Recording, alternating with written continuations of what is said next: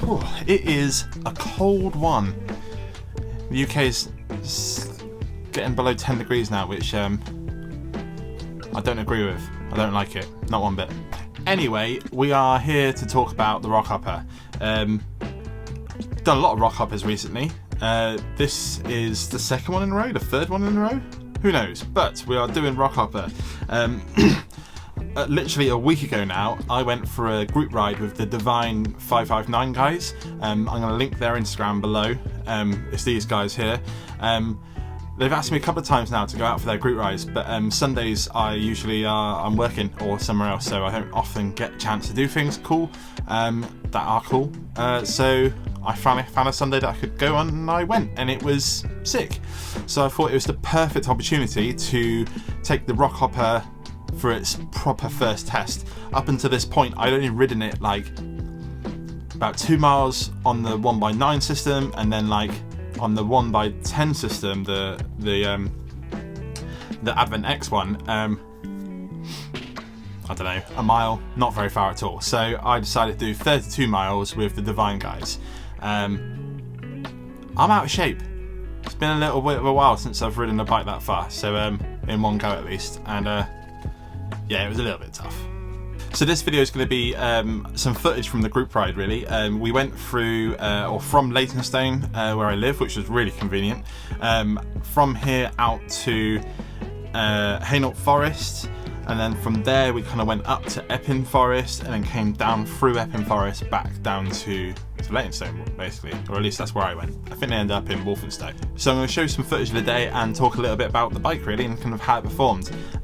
Spoiler alert, there's a couple of things I'm not happy with that we will need to replace or change in the future, so that will happen. But yeah, this is going to be a little bit more chilled video, just kind of a bit of riding and talking about bikes. I do have a big build that's going to start next week, so if you're into bike builds and kind of restorations and cool things like that, feel free to subscribe to the channel and comment below and like it and all that sort of stuff. Why don't you go and do it now? We'll wait, we'll give you a minute and you can do it.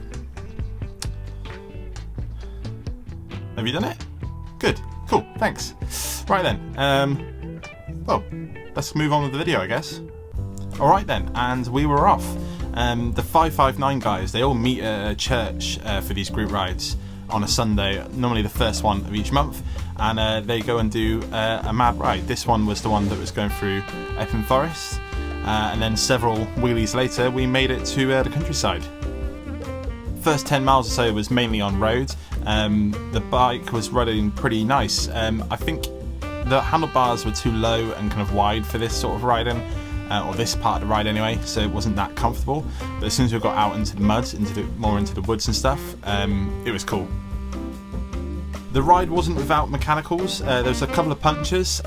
My gear cable was kind of rubbing on the tyre when I went round the corner too tight, so I put this little zip tie on it, and it held out for the whole ride. I may be able to leave it like that, who knows. I must say, one of the best parts of this ride is all the cool bikes to look at.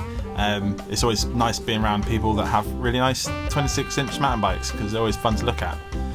At this point we managed to make our way to Epping Forest, where the terrain got a little bit more muddy and a little bit more slimy and slidey and a lot of fun.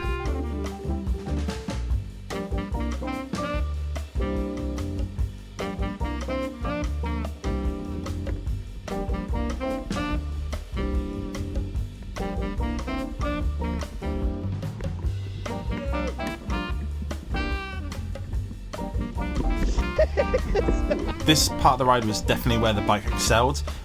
This is exactly what this bike was built to do. Muddy trails, windy single track type stuff. I didn't get stuck in anything, surprisingly, apart from that big puddle a minute ago. But apart from that, like, it was great, it was fine. The tyres as well, by the way, Specialized ground control.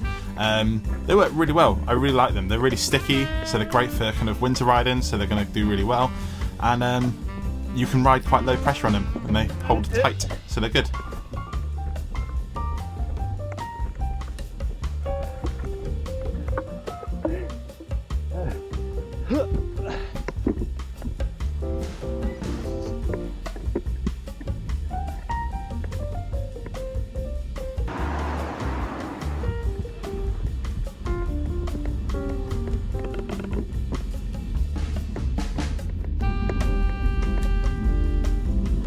after bombing some hills, I decided it was getting a little bit late, so I decided to split and get home to cook some chili for my family, which was always really good.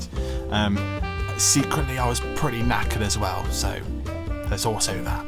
But I mainly needed to get home to cook some dinner. But if there's one thing these guys will remember about me, is my navigation skills, because after I split away from them, I managed to find them again. How that f***ing happened, I don't know. Clearly I went the wrong way forever. So, that was embarrassing. And that brought me to the end of a very muddy, awesome first ride, or proper ride, on the RockHopper. And overall, it was pretty good. But let me explain more. Now, don't get me wrong, I absolutely adore that build. I mean, you may not be able to tell right now, but it's still covered in mud. I do love it though, honestly. But the way it's built currently is pretty much only good for single track, trail centre, bike parky stuff. I mean, not bike park Wales. Maybe bike park Wales. Probably not. But more funny, pokey stuff. Like the trail bit at the end, that kind of the single track we were doing was crazy fun. Like it was super capable of it all. It felt really stable. It felt super fun. The long bits we did on the road, which I didn't really show in that video, there was a good few miles on road. It sucked. It was really uncomfortable, slow, just felt heavy and just didn't go very well.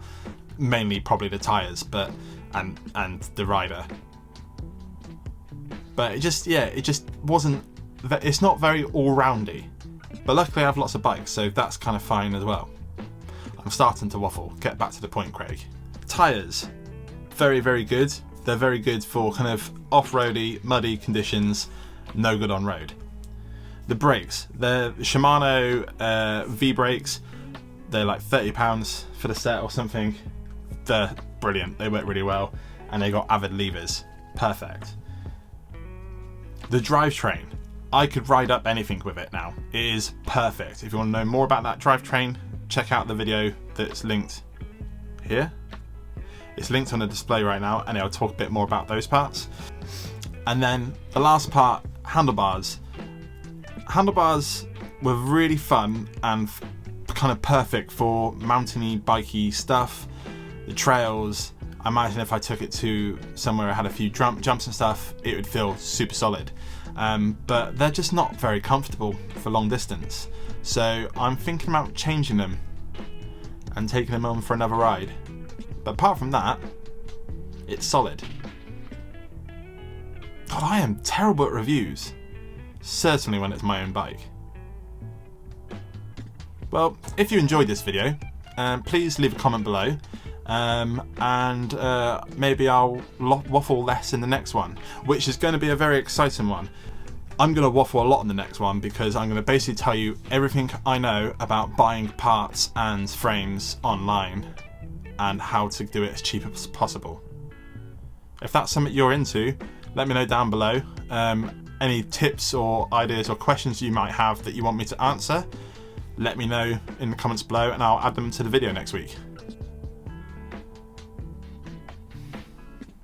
I like the bike. It's really, really good. That's the main thing I wanted to say.